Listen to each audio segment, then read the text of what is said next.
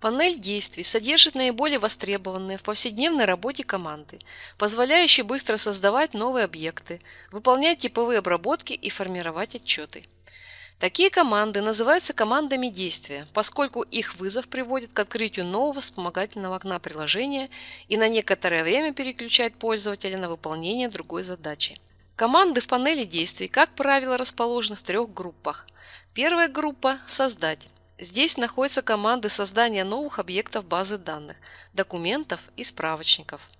Вторая группа – «Отчеты». Здесь находятся команды перехода к всевозможным отчетам, которые доступны в данном разделе. Третья группа – «Сервис». Здесь находятся команды для вызова обработок, выполняющих какие-либо дополнительные действия в программе. Панель разделов, панель навигации, панель действий и рабочий стол можно настроить.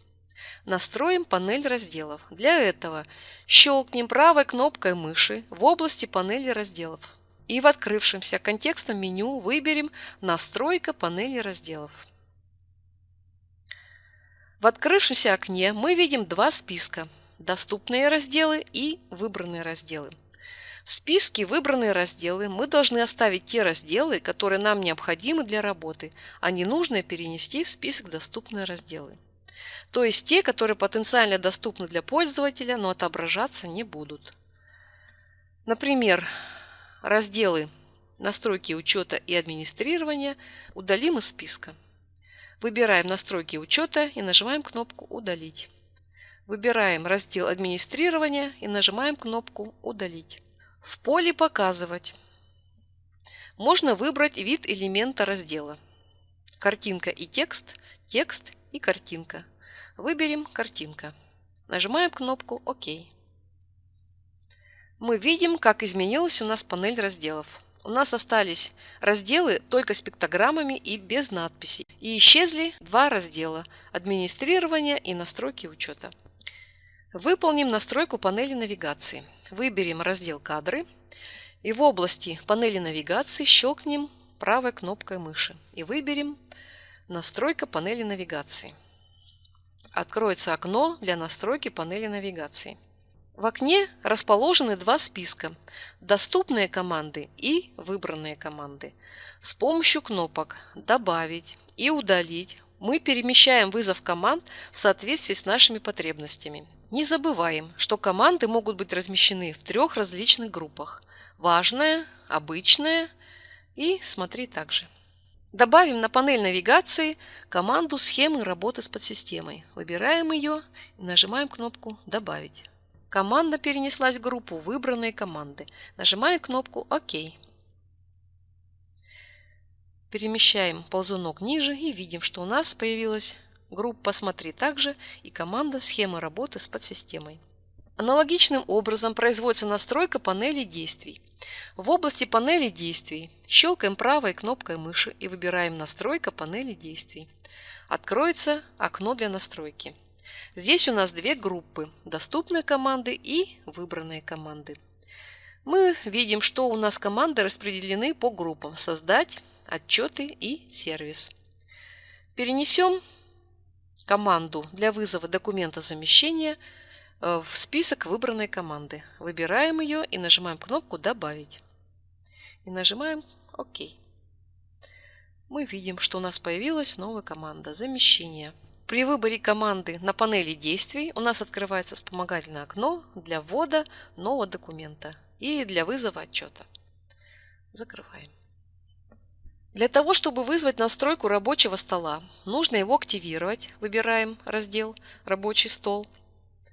Нажать правую кнопку мыши и выбрать «Настройка рабочего стола». В открывшемся вспомогательном окне располагается список «Доступные формы» и два списка рабочего стола – левая колонка и правая колонка. Чтобы удалить элемент списка, нужно активировать его и нажать кнопку «Удалить». Чтобы перенести элементы из одной колонки в другую, следует воспользоваться кнопками со стрелками. Например, перенесем справочник «Сотрудники» в правую колонку, выделим его и нажмем кнопку со стрелкой. Ок. Мы видим, что у нас изменилась схема рабочего стола. В левой части остался журнал «Все документы», А в правой части у нас добавился справочник «Сотрудники». Вновь вызовем настройку рабочего стола и вернем справочник «Сотрудники» на место. Окей. В области «Схема работы с программой» отображается последовательная схема разделов, которая используется при расчете заработной платы. Вот она, наша схема. Щелкнув мышью по одному из разделов, например, «Расчет зарплаты», мы переходим в выбранный раздел программы, в котором в рабочей области окна отображается подробная схема работы в выбранном разделе. Щелкая мышью по объектам схемы, можно открыть в дополнительном окне список документов выбранного вида или открыть нужный отчет. Если мы щелкнем на схеме начала месяца, то у нас откроется вспомогательное окно, в котором выведены все документы начала месяца. Можно выбрать отчет. Переведем ползунок ниже и выберем отчет, например, расчетный листок. Откроется у нас отчет «Расчетный листок». Возвращаемся на рабочий стол, выбираем пиктограмму «Рабочий стол». В области «Информации и поддержка» рабочего стола расположены ссылки на сайты в сети интернет, где вы сможете ознакомиться с новостями, скачать документацию по программе, посмотреть видеоуроки, обучающие работе с программой, а также другие. В верхней части основного окна над панелью разделов расположена область системных команд. Она содержит главное меню системы, а также избранные ссылки пользователя и набор вспомогательных команд, таких как калькулятор, календарь и прочее. В нижней части окна программы находится панель истории и информационная панель. По кнопке «История» во вспомогательном окне открывается история работы с программой. История содержит все действия пользователя, связанные с добавлением и изменением данных, элементов справочников, документов и так далее.